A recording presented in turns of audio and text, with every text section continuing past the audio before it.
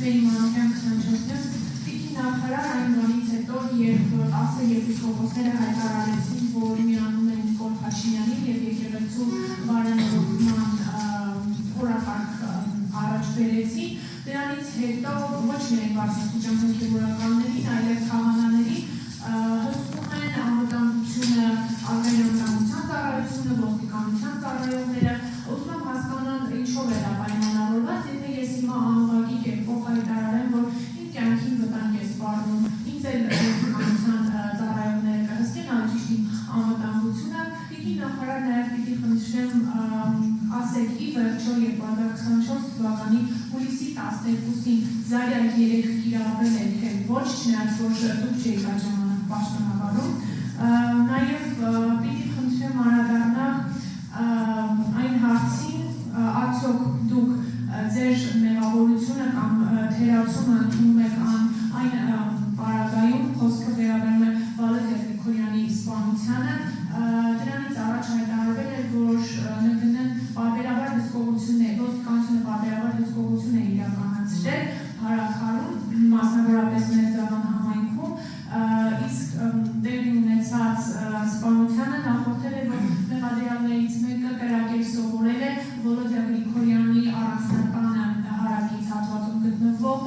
գերեզմանականը։ Ուզում եմ հասկանալ ինչպես են ծառայություն իրականացրել ոստիկանության աշխատակիցները, շրջիկ կետեր են եղել, որ որևիցե մի անգամ չեն լսել կրակոցի ձայներ և փորձել այդ կերպ կանխվել կամ նախականխվել սպանությունը և Տիկին նախարար երեկ հայտնի դարձավ, որ ներողություն նախկին ոստիկանապետ Վալերի Օսիպյանի մեղադրանքն առաջադրվել մարտի 1-ի դեպակով և ոչ միայն պարոն Օսիպյանի, դուք մտավախություն չունեք, որ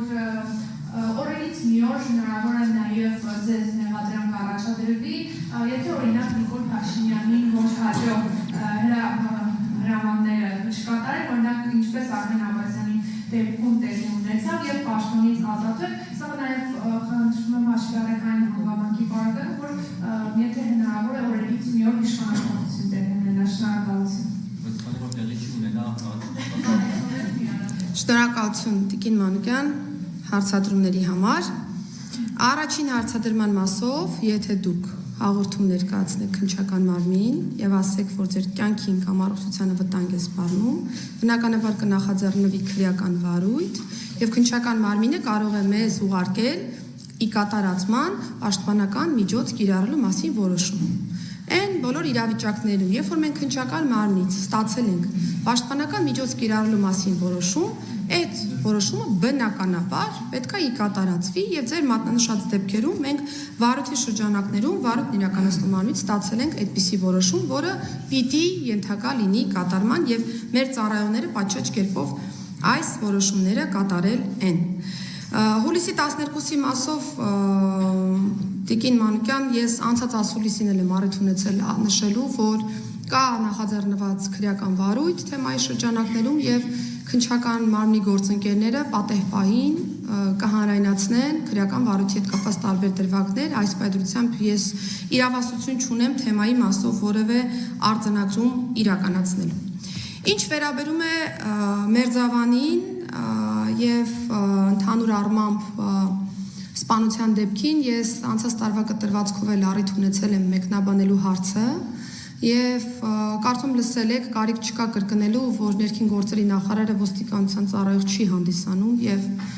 ուղիղ հսկողություն կամ ուղիղ տարածքային ծածկվածություն չի ապահովում ոչ համայնքային ոստիկան են, ոչ քրեական ոստիկան են, ոչ էլ իրավապահ այլ մարմնի կոնկրետ լիազորություններով ոշտված պաշտոնատար անձ։ Ես քաղաքական պաշտոն զբաղեցնող անձ եմ եւ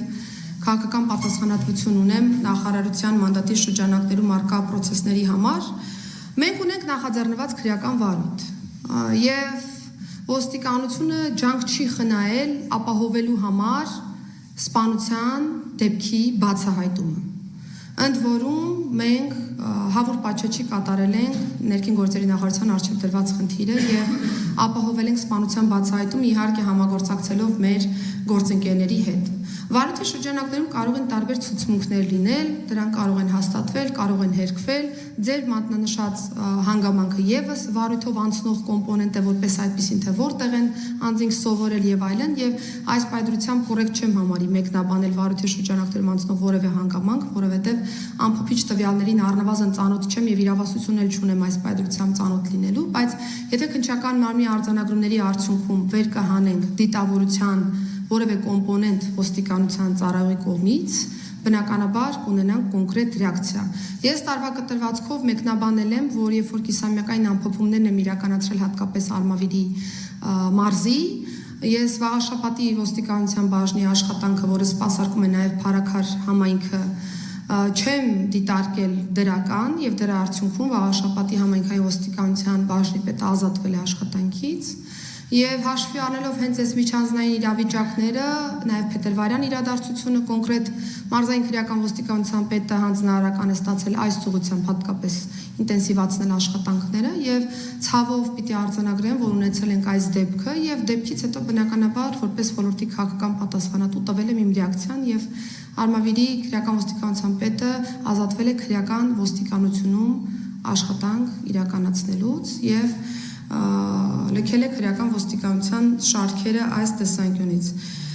Ինչ վերաբերում է Վալերի Օսիպյանին, հարգելի գործընկերներ, ես բնականաբար կոնկրետ մեղադրանքին եւ մնացյալ հանգամանքներին իրավասություն չունեմ ծանոթանալու կոնկրետ անձի մասով, ես որևէ անհանգստություն կամ որևէ վախ նախ չունեմ որևէ պահի ներքին գործերի նախարարի պաշտոնը թողնելու մասով, որովհետեւ որևէ մեկը հավես չէ որևէ պաշտոնում, ես պաշտոնը դիտարկում եմ որպես միջոց առավելագույնս անելու ներքին գործերի բնագավառում մեր երկրի համար դրական փոփոխություններ արձանագրելու համար եւ այդպիսի փոփոխությունները կան եւ մենք շարունակելու ենք դա անել։ Ինչ վերաբերում է ինձ մեղադրանք առաջադրելուն, ես կարծում եմ որևէ բան չեմ արել, որի համար որ ինձ կարելի է մեղադրանք առաջադրել, իսկ եթե լինի պահ, որի շրջանակներում որևէ հանգամանք կլինի, կքննարկենք։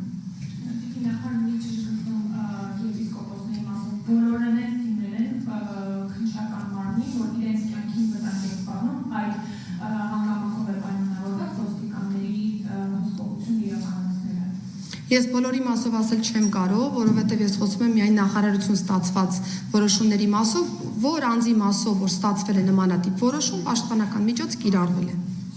Շնորհակալություն։ Մեդիանյուզ պատրաստվի